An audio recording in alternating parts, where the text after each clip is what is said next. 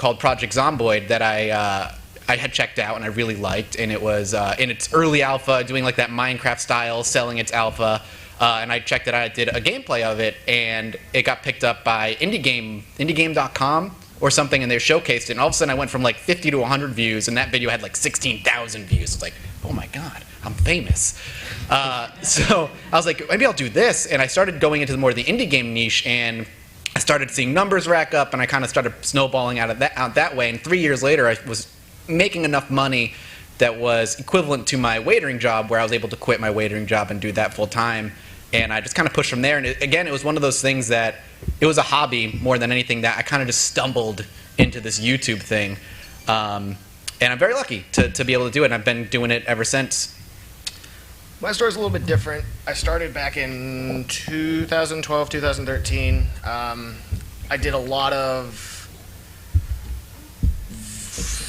I guess it was War Thunder at the time. There was War Thunder, there was DayZ, which we did something a little bit different. If you guys have ever played DayZ? Yeah. So what we did was we basically added a plot line, a storyline, various scripting type stuff. Kind of like Frankie. You guys ever watch Frankie? Boo. Yeah, no, we were pretty much on the same page with that one. But we added storyline, scripting, a lot of improv stuff. It was really popular for a while, and it was mostly all that me and a couple of my friends did. Then I branched out to more strategy games, Civ, Europa, more recently Stellaris, soon Hearts of Iron 4. And then, I mean, I still do it as a hobby. Personally, I work about part-time, full-time, varies on the week, at a Staples, so that's always fun. Retail. Yeah. It's hell. Well, as far as I'm concerned, everyone needs to work retail for a while so that they can learn respect for retail employees. Absolutely. Any service job, absolutely mandatory in order to do it. Absolutely. And anyone that thinks that working at a game or a GameStop is a fun job is sadly mistaken. The problem is that the general public thinks it's great. And so I worked at GameStop for the longest time, and we were dispendable because we get fired, and like 90 people were like, I want to work at GameStop. I want to get a game. That sounds like an amazing job. Games. I can't wait. There's no quicker way to kill your passion for this industry than to work at a GameStop. There's no doubt in a million years. Would you like an edge card? How about 3 years of insurance on Would you like disc? a 3-year warranty? It's like, no, I'm buying like... Would you like to pre-order one of these 10,000 games coming out? It's like it's a 3DS game. I don't need a 3-year insurance warranty on it. But it's only $5. I know. Hey man, Stop, please. Look, you can pay it off right now. Just pick Can it I up when leave it comes now, out. please? Stop. If you pre-order right now, I can. I've got to call the police. Like, the worst. I can't go into GameStops because I know I'm going to get cornered and be like, "Would you like to pre-order for this amazing DLC that's coming out?" I get flashbacks every time. I just like it's post-traumatic stress. It's the worst.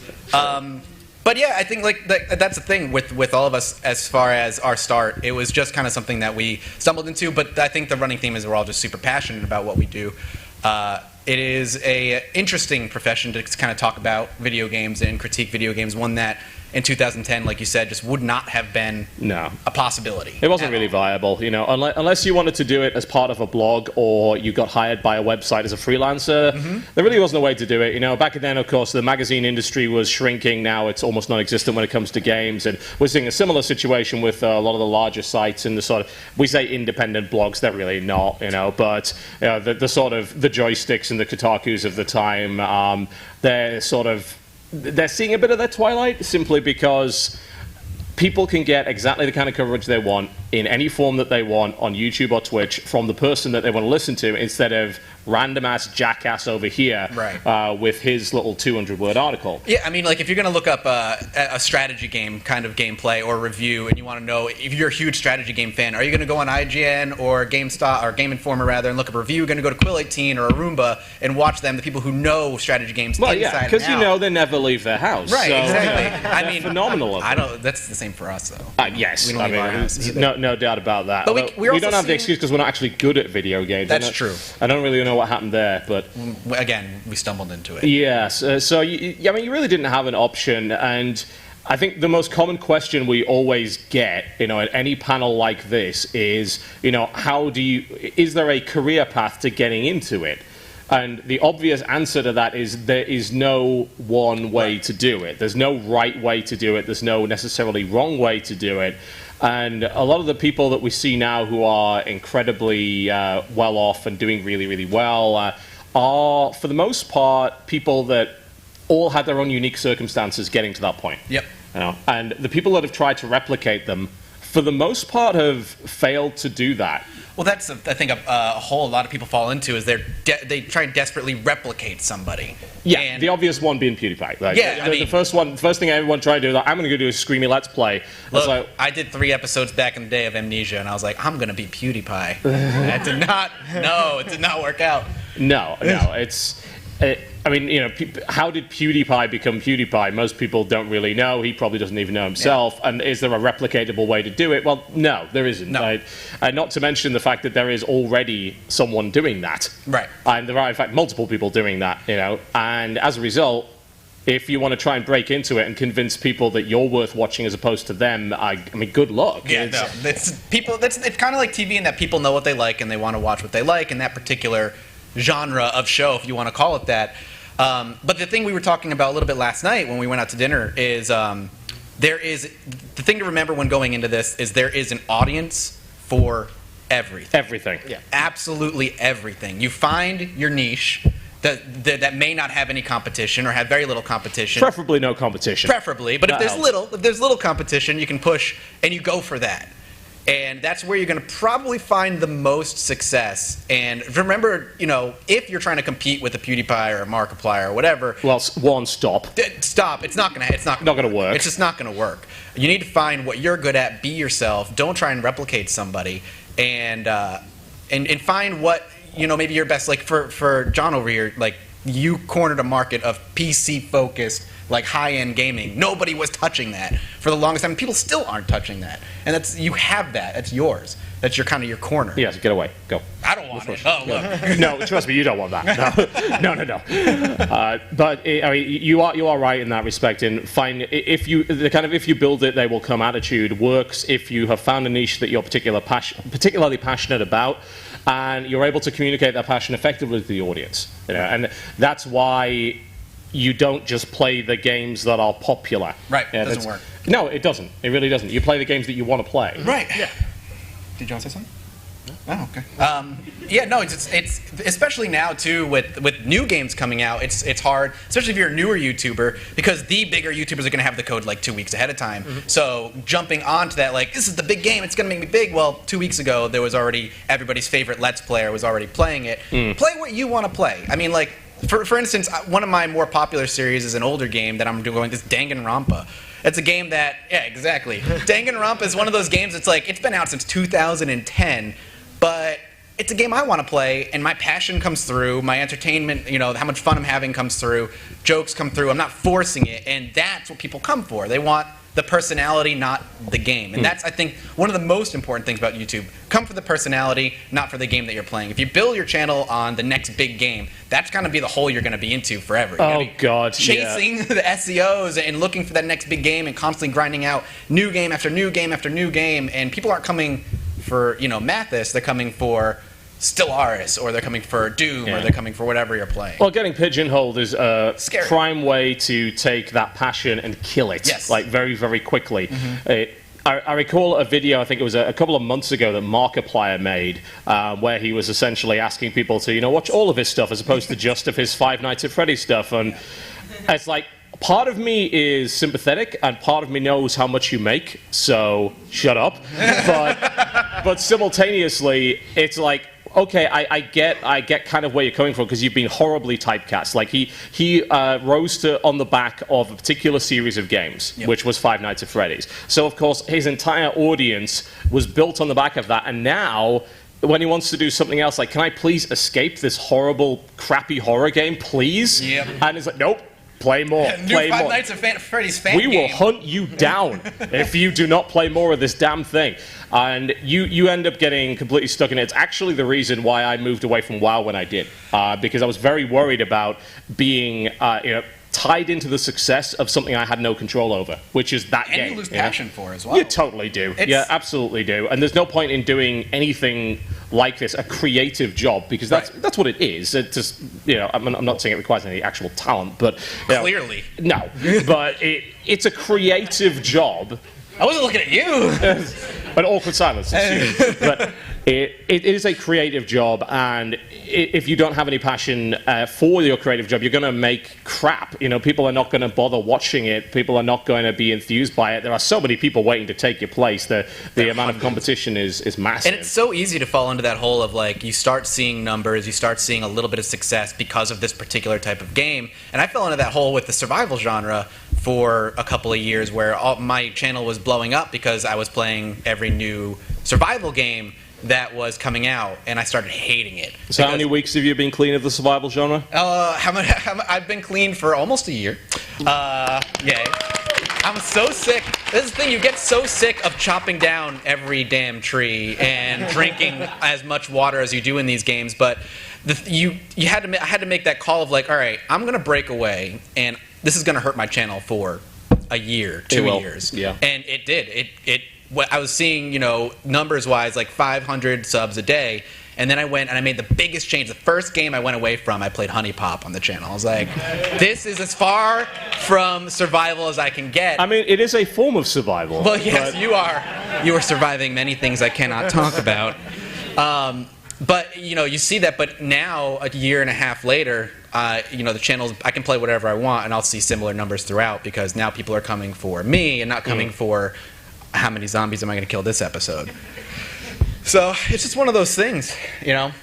You want it for you, and you got to make sure that you find your niche and you go for it, and you got to make sure you're having fun. That is, people always ask, what do you do? I'm like, just make sure you're having a good time. If you're not having fun, it's going to come across, and you're going to look like that desperate clamoring for attention, for fame, for success, and it's going to come across in your videos.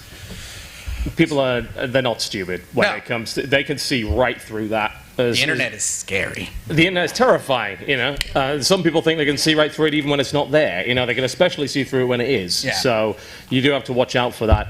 But maintaining that level of passion is incredibly important, and focusing on, as far as I'm concerned, as long as you are happy with the work that you're making and you find it fulfilling, and you think that you've made a good product at the end of the day, then other people will also agree with you. As to how many will agree with you, who cares? That's the hard part. You gotta swallow that. Who cares? Well, yeah, I mean, yeah, it depends. If you want to turn it into a profession, you kind of have to care at that point. True. But you don't start that way. Nobody starts by instantly making a full-time career out of this. Dan Nerd Cubed actually had a really great quote a long time ago. I remember reading. He said, you know, early in your channel's career, all these people in the comments section are going to help form your channel. They're going to tell you and point you in the direction what's good, what's bad, what you should drop, and what you should focus on. But as your audience grows, those voices become too chaotic, and you can no longer listen to the critique in your comment section, because it's just they're pulling you in every single direction. Yeah. But those early days where the comment section, I mean, for the most part, is actually more constructive than it is chaos, that's where you should be focusing on, like, listening to what people are saying. But once you get to a particular point, everybody's telling you you're doing everything wrong or everything right, and nothing that the comment section says is valuable as far as constructive criticism is concerned, for the most part. Well, the main issue is it's not representative of your audience at that point. It isn't. Like, if you have a large enough audience, and think about, you know, let's say 100,000 views on a video and 1,000 comments. Even if all 1,000 comments are saying exactly the same thing, that's still a tiny minority of your audience. 1/100th. Well, yeah, and it's really hard to figure out, is this the representative, like, portion of my audience? Like, does everyone else actually think this? They just can't be bothered to post it? Or does everyone else actually think the opposite? And it's at that point that you have to start being really boring and looking at analytic data, which... Numbers and arrows and green and red. And growth fun. rates. Or you just do what I do, and you go on Twitter, and that's where all the positive people are, and you just... Yeah, all right, okay. A lot of positive people for me right now are... Oh, well, I'm glad you have that experience. For now. It won't last, but I enjoy it, and then, you know, it's like an echo chamber. It's like, am I great, guys? And everybody's like, yes, you're great. Listen, I know you have a different experience, but for right now, that's where it is for me. Social media is scary. Don't go on social media, ever. Under any circumstances. There's no excuse. It's terrible. That's maybe enough of our rambling. I feel like we've been talking for a bunch. I'm sure people have questions. So if people would like to ask questions, do we want to line I don't know if there's like a microphone. Do we out even there. have a microphone? There's one right there. There's I don't one know right if there. that works. So you have to get really uncomfortably close. Yeah, I kind of have to keep like trying to make out with this thing. Well, I'm going to give them some space from you guys. All right, that's understandable. There's a plan. But yeah, if you want to ask questions, jump up at this microphone. Yeah, we can. Hi, good morning. Hello. I have a series of blogs on YouTube, and your comment about social media really shocked me. So why not go to social media, especially if you're a blogger? I mean, I'm not doing video games. I'm talking about living with autism and spreading autism awareness. It comes down to what exactly you're looking for from social media. Are you looking for feedback? Are you looking for critique? Are you looking for promotion? The idea of social media being an extremely valuable marketing tool is absolutely 110% true. The problem with social media is that once it gets to a certain size, it becomes this 24/7 torrent of consistent feedback that's almost impossible to filter through. I think it's very valuable, as much as we joke about don't go on social media, what we actually mean by that is at a certain point, social media is going to be very hard for an individual to manage on their own. Whereas before that, social media is going to be an extremely powerful tool to spread a message and to ensure that your content goes out to the right people. We still use it as a method to make sure that people know our videos are up, or that we're going to an event, or that we're going to be live streaming, or that if we're promoting a charity effort or something along those lines. The problem with social media, I suppose, is you can't ignore its presence. I think a lot of people would like to, we're the first generation, I suppose, to grow up where when we were younger, we didn't have social media, and that was actually kind of cool in many ways. And then social media kicked up around when we were just becoming adults, and we're now in that transitional period. And then, of course, the generation behind us, they're used to the fact that social media exists. And a lot of us are still a little bit confused about the whole thing, honestly. We're old. Yeah, we're in this situation where we used to be able to do without it. I think it is unfortunately essential now. I think it can be a very positive experience, but it's like it's opening the floodgates to literally anybody to say whatever they want without consequence. Right. And not to mention that Twitter in particular is pretty bad when it comes to kind of mob rule. You know, the way that someone can dogpile on another person if they happen to have a following, for instance. It's very easy to encourage multiple people to go and attack one person to gang up on them, and there's really no way to kind of filter that out. Yeah, see, for me, I wasn't interested in getting their feedback. I specifically ask that every time I finish my blogs. I say, do not forget to comment, and please be sure to share this with your teachers, your mentors, whatever. Sure. And I share them on Twitter and on Facebook, but I have no desire to get any feedback on Facebook or Twitter, because you're right. I mean, cyberbullying is running rampant. Yeah, I mean, that's a big issue, and also Twitter is a terrible medium for getting any form of reasonable feedback when you only have 140 characters to work with. You know, what kind of constructive criticism are you going to get with a couple of sentences? Really? Not a lot, you know. It becomes a situation when you get to a certain size that you have to basically have somebody manage your account. But for sharing purposes, if you're only using it to share, if you're only using it to promote links, I mean, it's essential. Yeah, you need it. You can't avoid it. It's part of growing. Yeah. That's what I'm doing. I just opened my first Facebook page for my blog so I could grow audience. Yep, that's what it's early days. It's actually absolutely essential, as he was saying. It's one of the best ways to get seen and share your stuff with a wider audience. It's just once you get to a certain size, you got to be able to kind of just block out the torrent of criticism that you can't stop, because anybody of any age can say anything that they want. Yeah, and the chances are they didn't mean what they said. They may be just lashing out because they had a terrible day, but they also just said something unbelievably horrible to you. That happened to me on YouTube one time. Don't want to hold up the line, but that happened to me 2 years ago, right after I started my blogs, because I went on a rant and they wanted to say mean things about me. Like, you're stuttering, you need to stick to one topic, you won't even try medication. And I bet other people are laughing at you because you're a grown woman watching My Little Pony. He's got to, don't let I had to ban him from the channel. Yeah, exactly. Shadow ban is a gift from the YouTube gods. Absolutely. Just hit ban, let them yell into the void. They'll never know that nobody hears them, and you can laugh from your chair. Yeah. But Thank you. What I would recommend to anyone if they happen to be setting up any sort of channel is fairly early on, find someone that you trust to be a volunteer moderator of some description. Yes, You that's know, really smart. someone that you either trust with a social media account or with your YouTube account that you can use to help you filter that out, because you should not be the sponge for all of those comments. It becomes maddening. Trust me, it becomes insane at a certain point, and it'll drive you to hate everything. So, just be careful about that. You are absolutely right. The internet is a terrifying, terrifying place full of hatred, porn, and Game of Thrones spoilers. It is full of all of those things. That is true. So my question is, with all the recent crap regarding your colleague Jim Sterling, and now I don't know if you heard the lawsuit against H3N3. Yeah, I'm aware of the fairies thing, yeah. What do you think, like, how do you foresee this, what we all want to do, make video game commentary, anime commentary, etc.? How do you think this is going to have to, because it can't keep going on the straight now, it has to bend. How do you think that's going to bend? Well, the problem we have at the moment is that copyright law is way behind where it needs to be. It's completely out of date. It doesn't matter which country, in the EU, in the US, it's completely out of date. And the reason why we're getting these cases now is that because it's out of date and because the area is so grey, it's got to be decided in the courtroom one way or the other.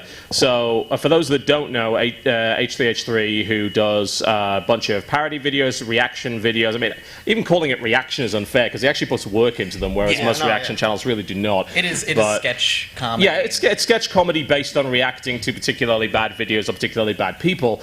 And one person comes along and decides they're going to take him to court over it, and because they claim that, the usage of that video is not fair use, and the concept of fair use being that you can use someone else's copyrighted work in certain contexts, provided that you fulfill certain criteria and provided that you don't overdo it. The thing is that fair use is a defense. It's not something that you can just say, hi, this is fair use, you can't take me to court. No, you take me to court to prove that it is fair use. I think that, will this be a test case? It might be. It very well might be. Maybe one of many. I think it will. This was going to happen eventually. I'm actually kind of surprised it hadn't happened sooner. I think everyone's trying to avoid it.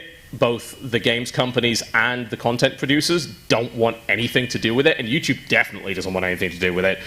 They don't want another Viacom situation where they were in the hole for billions potentially.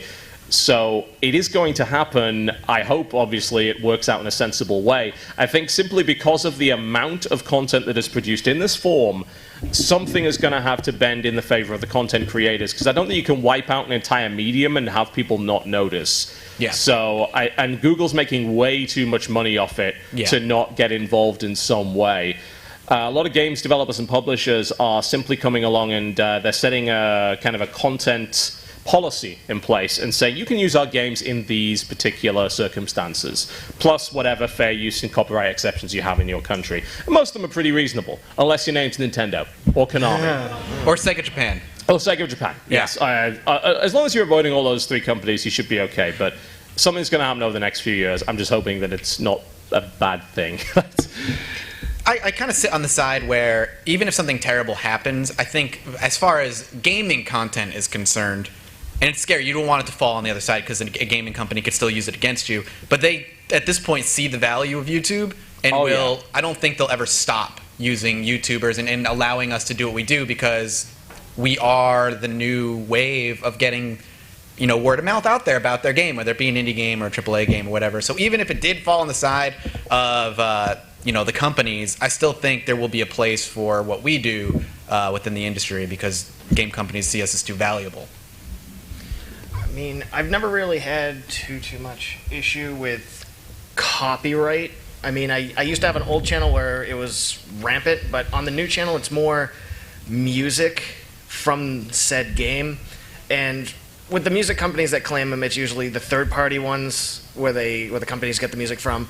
And then some of them will release the music, some of them won't. I've had to play hardball with several companies technically threatening to take them to court, and they just drop the claim within like a day. Music's finicky. That's for sure. Absolutely. Yeah, I mean, a lot of it can simply be solved by a counterclaim because basically when they strike your video, they will. It's not really a DMCA claim; they don't actually issue one, but it kind of follows the same sort of rules, and you can counterclaim that. And if you counterclaim it and you successfully do so, their next course of action is they have to take you to court, and then most of them are not going to do that. Yeah. So at that point, they just back down. The problem is it usually results in your video being down for like a month or whatever, which can be a big problem. Well, with the new thing, isn't it all the money's pooling while the yeah, they recently changed that. Yeah, it used to be that they'd run off with the money for a month, and then you didn't get it back, which wasn't brilliant. Now they put it in basically an escrow, and now whoever wins the dispute gets how much ad revenue was generated there. It doesn't really work for stuff that was taken down completely, but it does work for stuff that was monetized by other companies. But yeah, it's an evolving situation, that we've got to keep a very close eye on. Hopefully it goes down the common sense route. It's copyright, it probably won't. Yeah, we'll see what happens. Thank you. And if, like, all of us hopefully have aspirations, at least not to do it professionally, to do it recreationally, that's a word. If we wanted to avoid the aforementioned sticky situations regarding copyright law and fair use, is there any advice you'd give to kind of dodging that? Like, if hey, I'm going turn the video game music off. I say two things. Don't play anything by Nintendo, Konami, or Sega Japan. Yeah, turn the music off. Don't play by those companies. And if you're really still worried, you can always either look at their website to see if they have a policy in place, or email them and see if they'll give you permission. Very true. Yeah. Thank you all so much. Thank you. Hey guys, I had a question. So how is YouTube Red going? Because I got grandfathered into YouTube Red. How is that revenue compared to ad revenue, relatively speaking? Is that still good? It's so good. It is good. It is really good. Yeah. It can be really good. It's so YouTube Red, for those who don't know, is a recent service that has sort of been bundled in with YouTube Music. It's an optional service that people in certain countries can buy. They just released it in Australia. I think it's out in the US and a couple of other countries. And it gives you various benefits like ad-free viewing. Lets you download videos to your phone, view in the background, gives you access to some exclusive stuff, just in case you wanted more PewDiePie. But never enough. The best thing about it for creators is that a portion of that money goes to the creator based on viewing hours. So if you do long videos, it works pretty damn well. Long-form content is great. One way or the other, YouTube Red, and some people were terrified by it because I don't think they'd really done the math on it, but if you actually do the math on it, there's no way in a million years YouTube Red isn't going to be worth less than the equivalent ad view for a person, because the equivalent ad view for a person is not even a unit of currency. It's so small. Than a penny. It doesn't make, it's not even factorable, whereas for someone using YouTube Red, it's significantly more. I think that the more they can do to boost that service up, the better. I think it's helping both small and large YouTubers. It's made a significant benefit for our channel. It's doing really well for mine as well. It's definitely been a nice bump in the revenue. If there's, how about for you? Because There's a reason I still work part-time. Let's put it that way. It's one of those things that I think it's a great first step. I think it's a really great implementation. I know I have YouTube Red because I don't use AdBlock or any of that stuff. Yeah. But I would love YouTube to adapt like $1 sub per individual channel, like something the kind of Twitch model. Yeah, the Twitch model would be super good. But this has been a great step and really beneficial for, I think, a lot of us. Yeah, I like the fact that it's more of a service and less of a donation. Yep. I think for Twitch subs in particular, they've recently introduced ad-free viewing, which is great. They should have had that for years ago. I mean, I got grandfathered in on that, but most people didn't. But it is a genuine service that has some value to the customer beyond I simply want to give money to people I like, which I think is a more sustainable business model than basically putting out the ball. It's like, please sir, can I have some more? I think it's a good service. Hopefully they expand it to more countries and they actually increase the feature set so more people will use it. Yeah. Thank you guys. I appreciate it. Thank you. No problem. Hello. Hi. Thank you so much for coming to MomoCon thank you. and spending a panel with us. My question is, obviously you guys have seen a lot of success in YouTube and you've seen a lot of growth in your channels over the years. So my question is, how do you maintain that kind of growth instead of kind of going up and then going back down? You're gonna see up and down all the time. That's unavoidable in my opinion, or for the most part unavoidable. But it goes from, like John was saying earlier, you stop listening to the comments and you just start looking at the numbers. You look at the graphs and the dips and the upturns and see what videos did really well. Where did people stop watching the video? At what minute? What did I do differently? Yeah, because you can actually go by the second now. Like, it will tell you where people have stopped watching. Their analytics are very, very good at this point. It's a lot of just sitting in front of a bunch of numbers, feeling bad about yourself, and figuring out why did people stop watching, or feeling good about yourself and be like, this video did super well. Why did it do super well? And trying to pinpoint that and growing in that direction, as opposed to, I mean, obviously you kind of have to still do what makes you happy, like what is fulfilling. But obviously, as a profession, you know, it's a business. We're running a business. We have to sit there and we have to look at the numbers. Okay, this is doing well. Why is this doing well? And then follow the trends in that way. There's definitely an aspect of it that involves that, certainly. I would say that you've got to be careful, obviously, not to jump on one particular bandwagon and stick on it, because if that bandwagon goes off the road and you're still on it at that point, then you're in trouble. Looking and figuring out if whether or not a new format works, and also knowing when to cut it if it doesn't work, is pretty important from a business standpoint. If you want to do a series that's not very popular but you love it to death, keep doing it. You know, because that might be the thing which keeps you doing it from day to day, and it improves all the rest of your stuff as well, because you're super enthusiastic now, you know, because you really loved. It doesn't matter if, you know, not so many people watched it, but you can end up in a situation where if you commit too much time to that, then you run your business off the rails. So you've got to know when to cut something that's not doing very well, how to adapt a format, and also not to overreact. The thing about numbers is that it's really easy to see a spike or a dip and panic. Every Christmas. Every Christmas, more specifically every January. Every January when no one has any money because everyone spent money on Christmas, the ad revenue goes through the floor. And everybody panics every single time. It's time to start looking at waitering jobs again every year. Or, for instance, when YouTube analytics don't work properly that day, we have a group of people, you know, that hang around, YouTubers that hang around the same Skype group, and there's always someone who's like, guys, my numbers are gone. Like, what is everyone else's broken? What's happening? Please help. And I was like, no, guys, it's not reading the numbers properly. It's fine. But it's really easy to knee-jerk back at that. You look at a video after 8 hours and like, well, I'm going back to work at Walmart or whatever. Like, no, wait. You know, this, you've got to give it a couple of weeks. You know, you've got to see how it goes. The video may be a late bloomer. Who knows? You know, maybe it gets picked up by somebody else. Maybe it comes into a related video or something along those lines. Patience, you know. Patience is very important. There was a moment, so important, like a month ago, I think, when YouTube sub numbers were all over the place. One day I had gained like 2,000, and the next day I lost 3,000. I was like, oh, 3,000. Yeah, that was nice. I dropped 45K in one day. That's panic-inducing. I was like, what did I do? Holy crap. Start calling Cheesecake Factory. Look, do you guys still have that position? I know I quit like 4 years ago, but I still can do it. I can carry a bunch of cups. I won't burn the chicken this time, honestly. But, I mean, they all came back. You know, it definitely is about riding out, like, it's like any self-employment in the sense that you're not going to make regular money. Your money's going to vary on a day-to-day basis. You know, there might be some weeks where you don't get a lot of views, just like you wouldn't get a lot of jobs or whatever if you happen to be self-employed.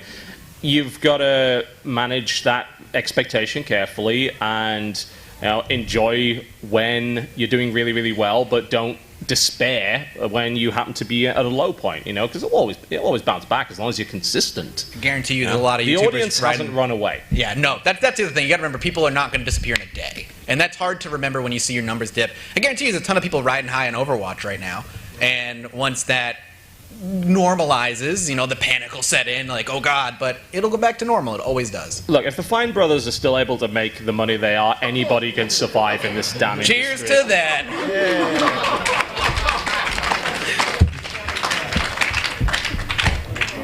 Thank you guys so much. No problem at all. Thank you.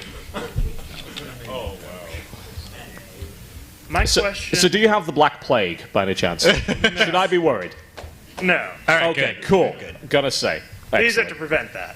Oh, of course. Yeah. Just incense. You have the herbs in there, right? You balanced your 4 humors and everything, yeah? Yes. Excellent. This is my middle school level history kind of kicking in here. I'm really excited. All right, what's your question? My question is about when you're starting out, how you treat your audience. I decided, because it sort of annoyed me at the end of every video where they asked you to subscribe, I wouldn't do that. Mm-hmm. I ended up with like 200,000 views and only 55 subscribers after 2 years. Sure.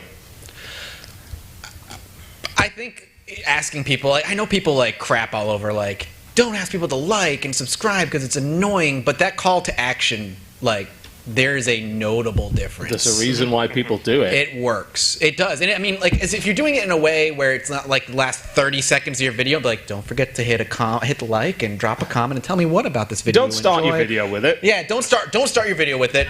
This things that I like to do. If your intro is longer than 5 seconds, don't do it. Don't start your video with don't forget to like and subscribe or whatever.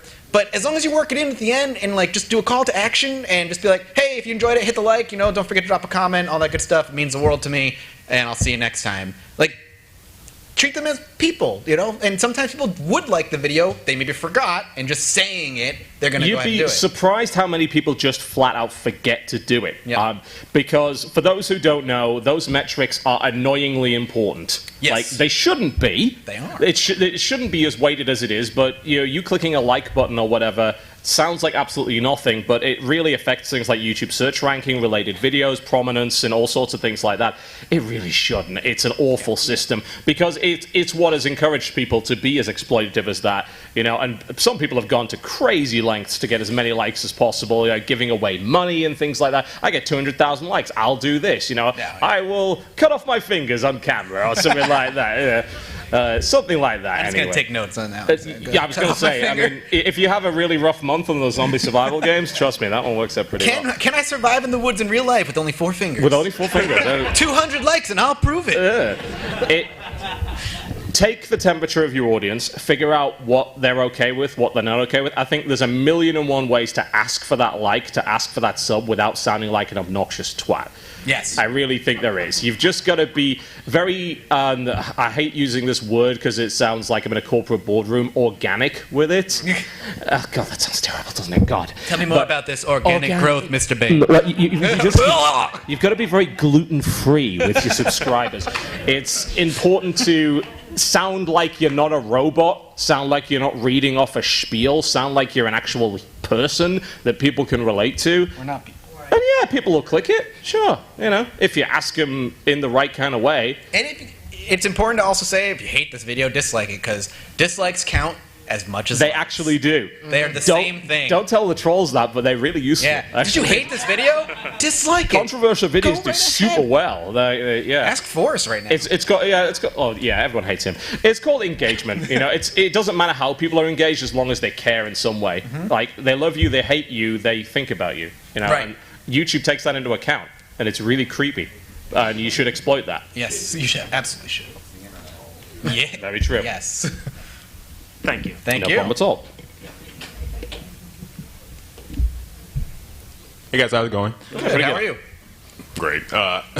Your voice is incredible. Oh, thank you. I was gonna say I'm feeling a bit threatened actually. I know, now. right? Can you sit down and never do a video? Yeah, Your voice is too good. I can't promise that. So this is a question about when you're starting out and everything. Yeah, sure. Because right now I'm still in the process of finding out how everything will work. Yeah, cool. You got the voice down. I mean, that's half the battle, right? It really is. So this is more towards the software. Like, what we think would be the best software for a beginner to use? Is this the time when we get to fight? I know, right? Well, when I started, I was Windows Movie Maker all the way. Yeah. It was great. And then That's the only time Windows Movie Maker is ever getting a round of applause in I any know, room, right? you know that, right? Bad software! It's terrible! I then upgraded to Sony Vegas, which... He's one of those. Yeah, and then I went over to Premiere after that. There we go. Convert. Your sins can be forgiven. That's true. It's true. But what do you, out of curiosity, what do you use? I use Vegas. Yeah, so Vegas is, I feel like, a stepping stone. Mm-hmm. It does what it needs to do, and it does it well enough. Unless you're doing, like, really heavily edited videos, I think Premiere is the way to go with After Effects and all that stuff.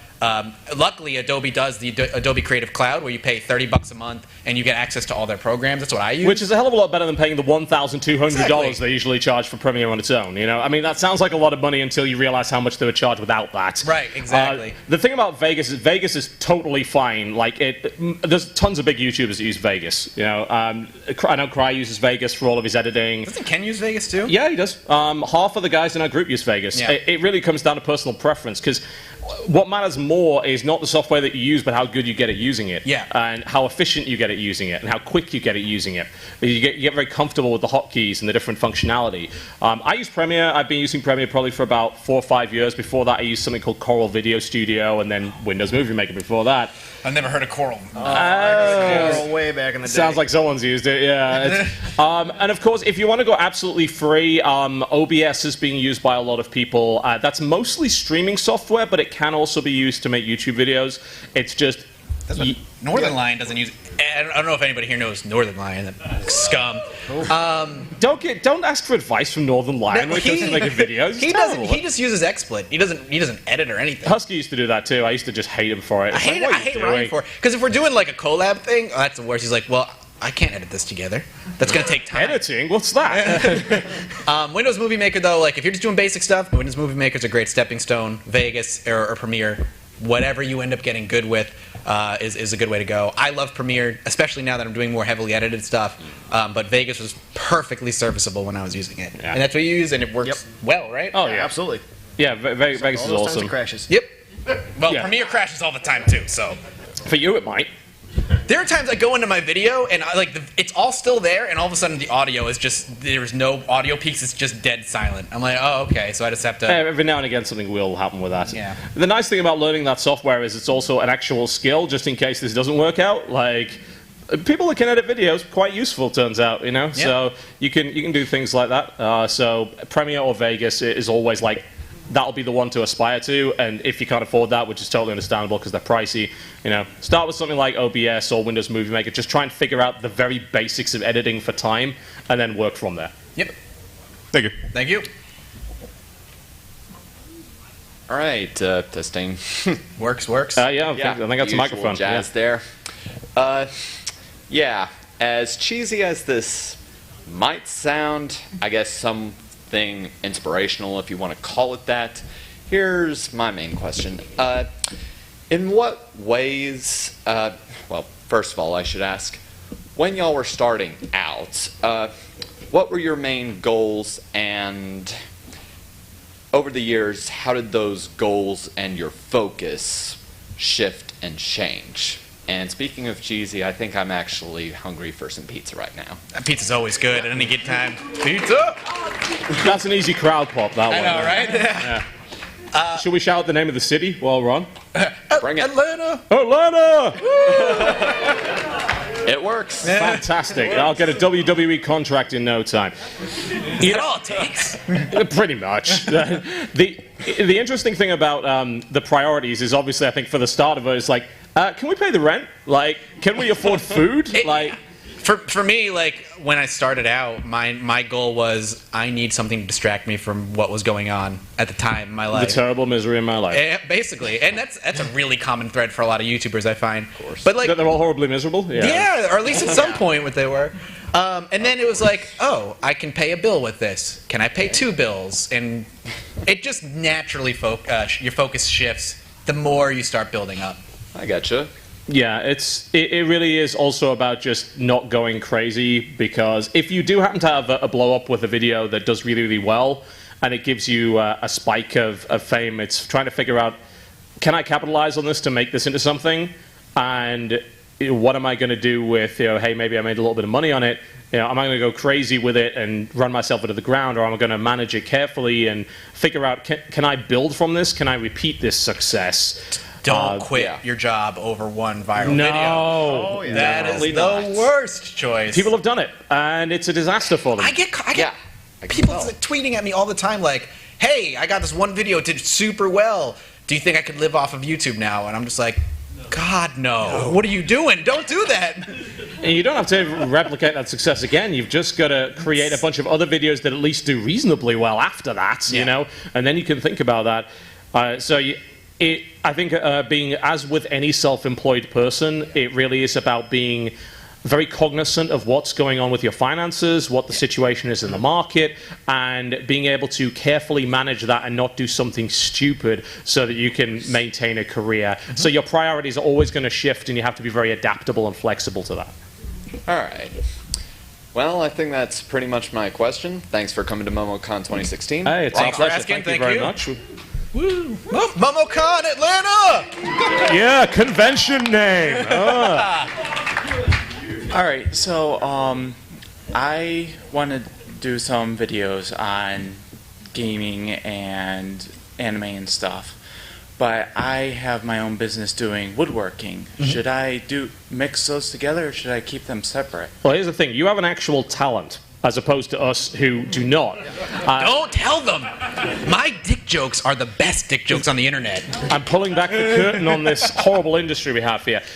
If you can do something, especially something that is creative, especially something that involves a craft, there is a market for that when combining it with other hobbies. It's called, I'm going to steal this one from DJ Wheat from his talk yesterday. I think he called it transmedia. This idea that you can take a concept, something like, say, a video game character or anything like that, you can translate it into something else, another form of art. Woodworking, for instance, what kind of woodworking exactly? Not hugely familiar with it. Well, I do plaques with designs in them. I've done tables, benches, chairs. You could easily take that and Very do easily. like video game characters on a plaque or an anime character Inspired by that. I mean, there was a series of things that I subscribed to from a guy that does woodblock Japanese printing in Japan. That was all he did. The old school Japanese inspired video game characters that, like, you could tell what they were, but they were in the style of ancient Japanese woodblock prints. And he did really well off the back of that. And there's a market for it. There's a great niche market for it. And people love seeing things being created. It's very satisfying. You do a time lapse, for instance. You get yourself a GoPro. You don't need anything too complicated. Genius, You just one GoPro pointed at the thing, time lapse yourself building the thing, put it on YouTube. Someone's going to watch it. If something like that gets caught on Reddit, then you suddenly get. See what happened to the damn hydraulic press channel? Oh God! I mean, nobody expected that. But it's so satisfying. Anybody can play and record video games. Not everybody can. Don't tell people that. It's okay. Most of them don't do well at it. It's all right. But most people cannot take that passion and translate it to some other form of media because that requires, actual skill and talent and real work. If you have the ability to do that, then you have a big leg up over everybody else. I'd strongly recommend trying it. I remember, I don't know if you saw it, but there was on Twitch a few months back, there was a 16-year-old kid who had gotten a new metalworking smithing station. He's out in the woods doing like tomahawks and like making just these awesome weapons out on Twitch, and people were watching. It's so cool. You could easily take that, I think, and do something with it. Without a doubt. Yeah. All right. Thank you. Thank you.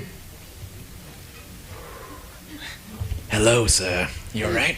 Hello. Okay, I have like one quick question and one serious question.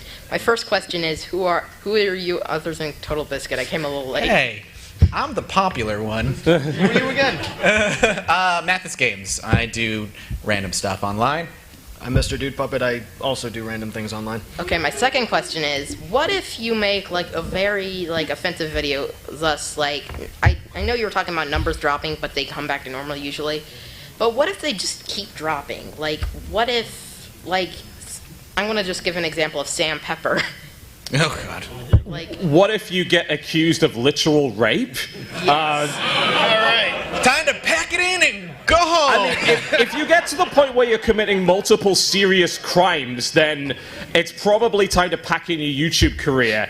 And most other careers. Any other career, and preferably never interact with society again. But this is a very lucrative license plate creating career in the prison. It takes a surprising, disturbingly, and distressingly large amount of terrible things to get people to stop watching you, which is horrible. And I wish that were not the case. But I mean, Sam Pepper's still around. He is. He apologized, and now he's doing stuff again. Yeah, I mean, you basically, I think, to break it, it's okay. It's not okay. I know, I agree, but I'm ashamed of my country. You can basically look at a video or see downward trends, and for the most part, you can figure out why and stop it. Yeah, and most people will.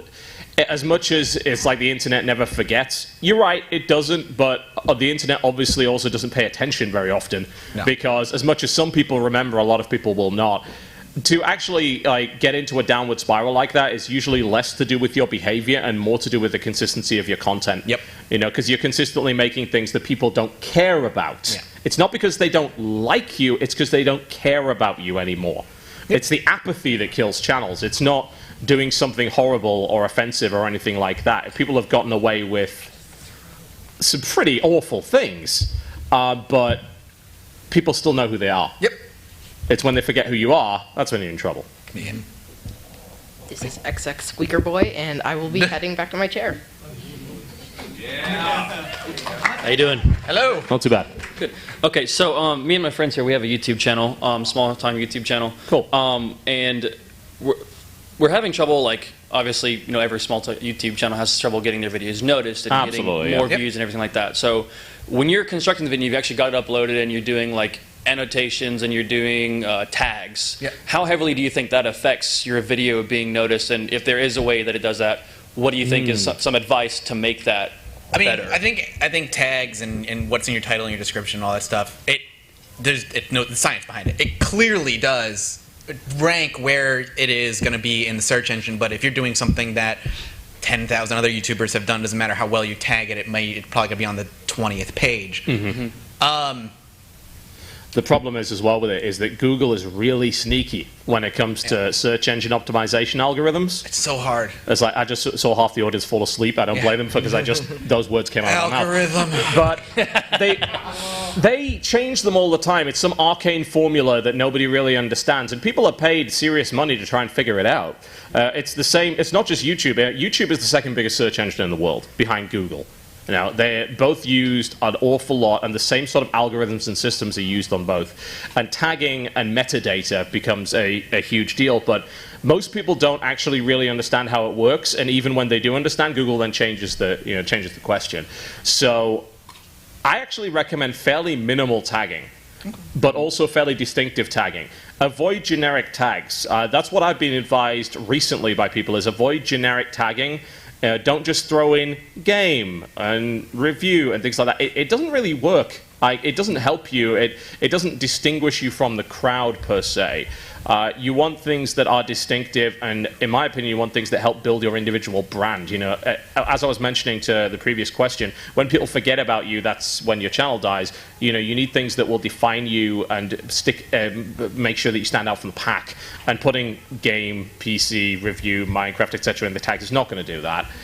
So keep it simple. Don't overdo it. Keep your descriptions accurate and to the point. Don't overload the description, because I've been told lately that they've really cut back on that.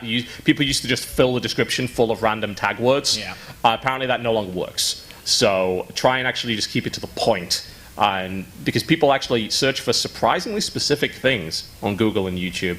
And if you are specific with your description, it'll actually help your video be discovered. Okay, thank you. Thank you. That's a great question. We haven't been kicked out of the room yet, so... Lock the doors. Keep it going. Keep it going until we get kicked out of the room. Here we go. Yeah, we got at least a half hour then. Barricade. Okay. So what is your opinion on the rising YouTubers that are coming up today, like Leafy is here, Pyro Cynical, examples. Those are just examples.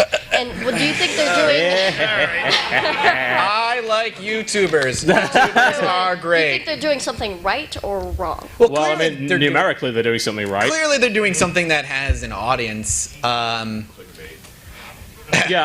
I mean, drama. Yeah, drama. There's a lot of that. How do we go about this question? I mean, I'll just say that I find a lot of them to be shitty people, and that all right, cool. We can just say it. All right. And that they produce absolutely awful content for the lowest common denominator that clearly encourages really unfortunate and horrible behavior. Yeah. They are creatively bankrupt, talentless hacks for the most part. And I say that as someone who makes video game videos. I mean, Jesus, my standards aren't very high. I can't tell if they're geniuses or just, I mean, they're awful. But like, they saw trolls and were like, there's a lot of trolls on the internet. Let's make money off of them. And then they were just like, all right, let's just crap all over people for a living, and that's what they do. It's terrible. But it working. which sucks. I mean, unfortunately, there's a huge market for it, and a lot of it's actually a very, very young market. You know, based on the fact that no photo with a fan that Keemstar has ever taken has been with someone above 7 years old, which is a little creepy when you think about it. But one way or the other, this thing has a market. It has a huge market. I don't like the upcoming trend of that at all. I don't think that everything is drama, as people refer to drama, and they use it as a ludicrously generic term to describe literally everything ever. Let's say that somebody copyright strikes somebody else, or somebody exploits the legal system to take down someone else's video criticism to them. That's not drama. That's an actual legal issue. That's something that's worthy of discussion. Now, something outside of the YouTube space, something in real life, that's technically news, but it's tabloid level news. It's TMZ level news. We're talking about people who are, like us, are like Z-list internet celebrities, that just have a minor following or whatever. And for some reason, there's now an industry around covering them or tearing them down and criticizing them in a way that is very personal or based entirely around attacks or, in many cases, just flat out libel and slander. And there's so little actual, I guess, consequence to doing that. It's unfair to label like a lot of the upcoming YouTubers as that, but we've definitely seen a rise in the past few years of a lot of that. That is a fairly recent thing. It hasn't helped. It's just that it hasn't helped like that other bigger YouTubers kind of are making videos about it as well. Like, we hate YouTube drama. I'm like, well, you're feeding the machine. There's a lot of that, yeah. Hugely hypocritical, a lot of it. Yeah. And it's like, oh, no, we can talk about it. We can talk about it reasonably. I'm bringing the calm voice to the discussion. It's like, no, you're not. You're really not. And I see that million views, and I know exactly why you made that video. You know, it's very transparent. I just like to keep my head down, do my work, and be done. I'm not worthy of news anyway, so. And thankfully, in the gaming space, it's not as crazy as a lot of the vlogging stuff. I don't really know if there's anything that can be done about it per se, because there's obviously a market for it. You're asking people to not care about people that have some degree of fame. Good luck. They've been doing that for thousands of years. Like, now we just have a way of doing it that everyone can access. It's a natural progression of people's obsession with, minor celebrity. Yep. It's kind of sad. I'd encourage everybody not to do it, and don't treat people on YouTube as some kind of idol or god, and then you won't have that problem. Thanks. No problem. Now we've burned a lot of bridges with people that we don't care about anyway. It's great. Hey, how are you guys? Good, how are you? Good. Well, this question's mainly towards Totalbiscuit. Sure. How do you feel about the competitive esports scene right now? And do you think it'll grow in the future? Also, once the game slowly dies and the player base fades away, do you think that the esports scene will perish along with it?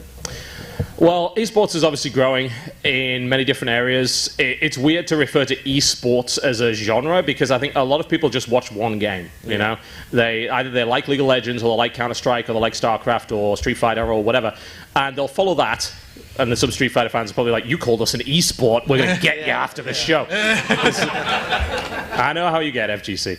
But one way or the other, the scene is definitely growing. People see money in it. There's obviously growing viewership in multiple games. It's going to grow. The question is in what direction. Yeah. Because right now people are thinking television. And I'm thinking, that's silly. Who the hell watches esports on television? Agreed. Yeah. And the answer is, well, not many people. And making it accessible to people that are not already interested in the game is nightmarishly difficult. And people that are interested in the game, you guys watch on Twitch anyway. Yeah. Now, you know how to live stream. Most people, I imagine in this room, are cord cutters. They don't care about cable television. Mm-hmm. So it's going to be interesting to just see it grow on the internet, but also grow live, with big stadium events. And it's going to freak people out. It's going to be hilarious, because people are going to show up to these stadiums like, what the hell is going on? I've never heard of this. This has never been on television. There's suddenly 80,000 people in a stadium watching Dota or League of Legends. That's awesome.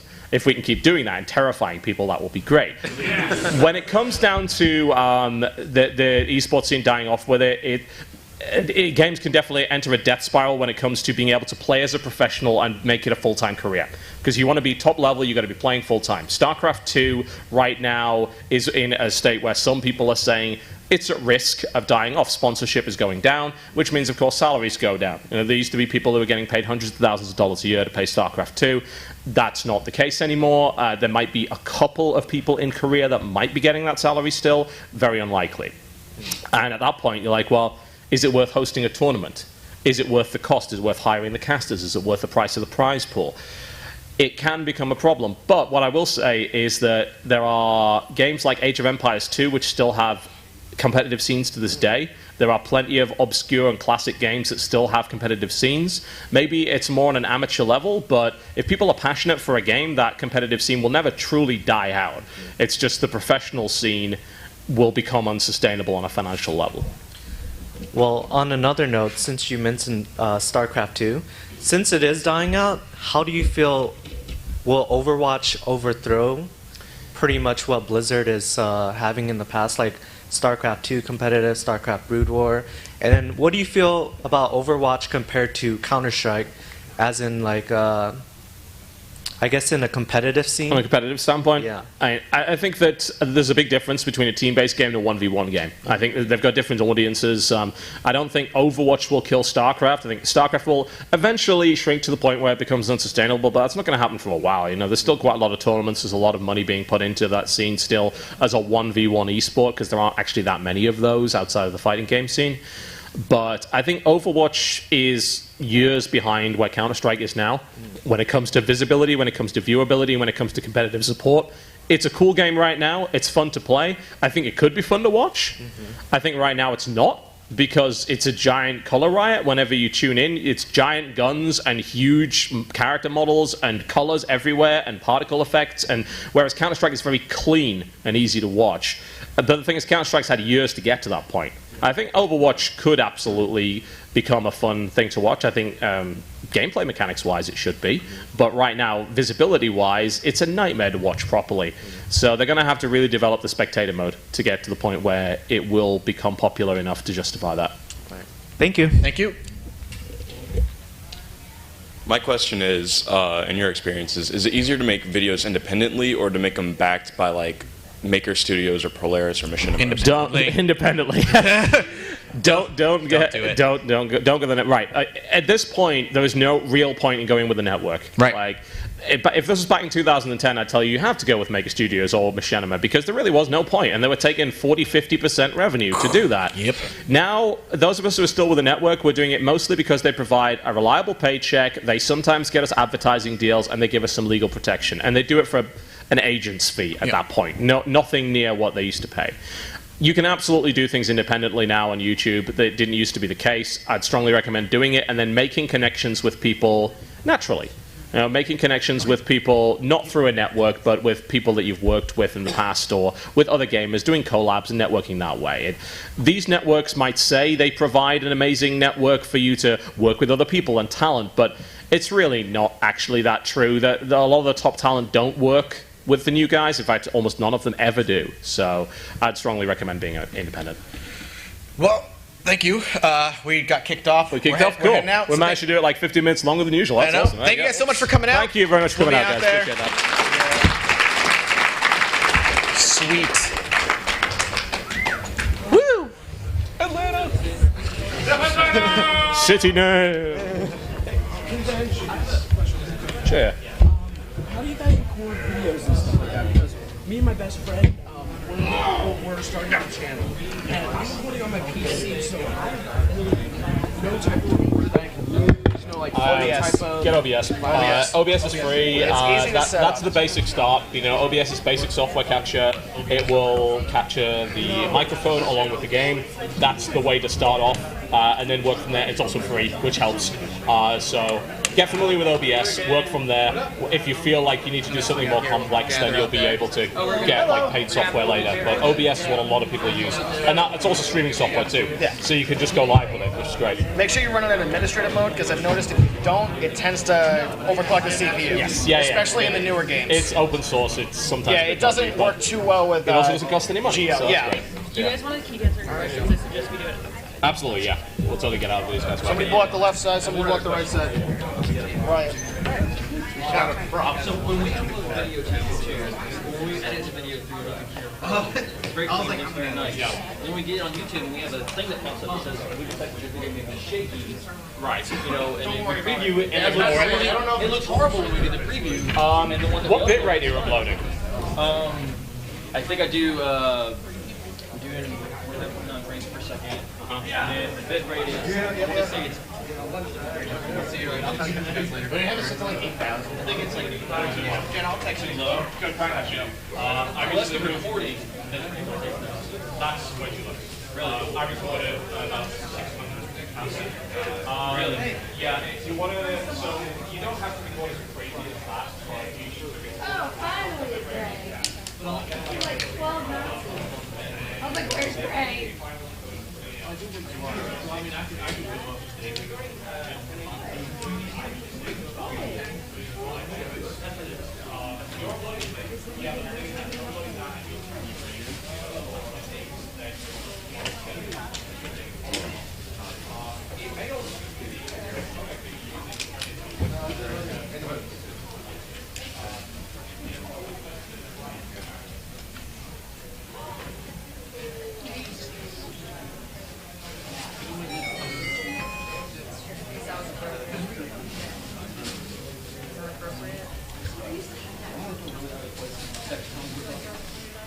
If it's not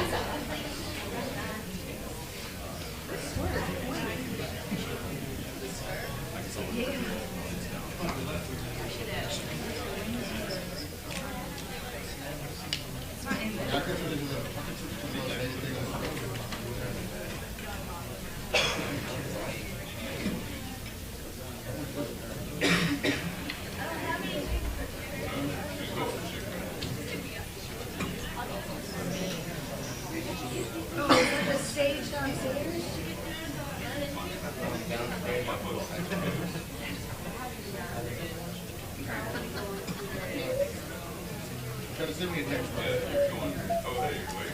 I was going to go out and look. Is that a plastic? Oh, no, it's real. I have this plastic. Wait, where is it? I bought the STLs. Yeah, I've been getting one for years, but they just yeah. got this one. I got this one. I just want to see how different it is. I remember. Yeah, it's full of ceramic.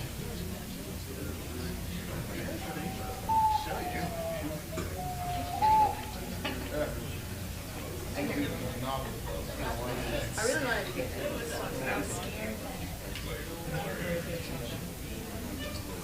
I mean, this one's nice, though. Oh, yeah.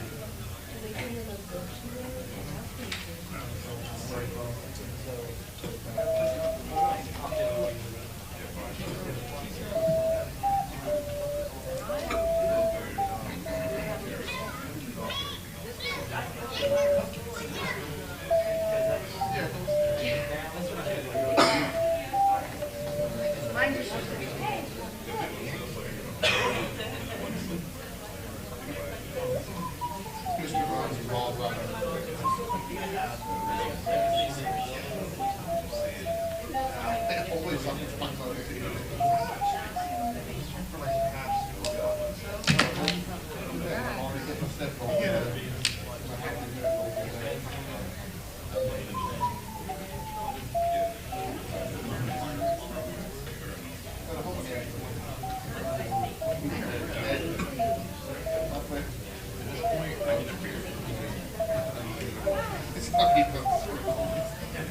It's not even.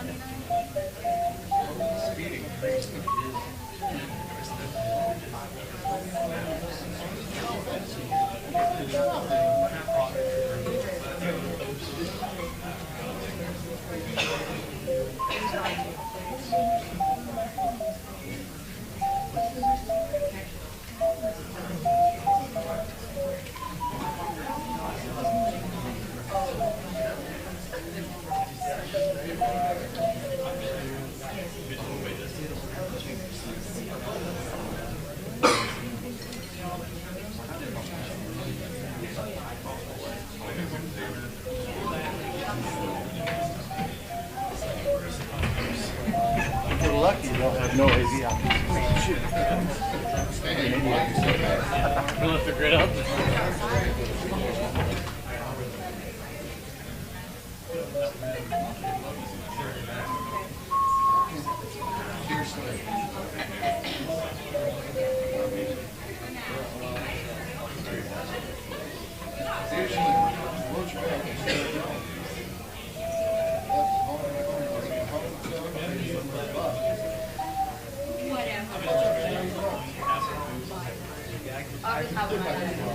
Yeah, I get the first half of the rest of it is. I got it.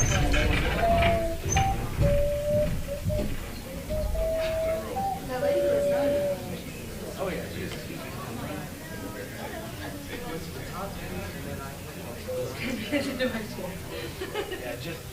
Yeah, I was fiddling around with you, so I finally was too full. Started getting the clock down. I'm still trying to get into my thing.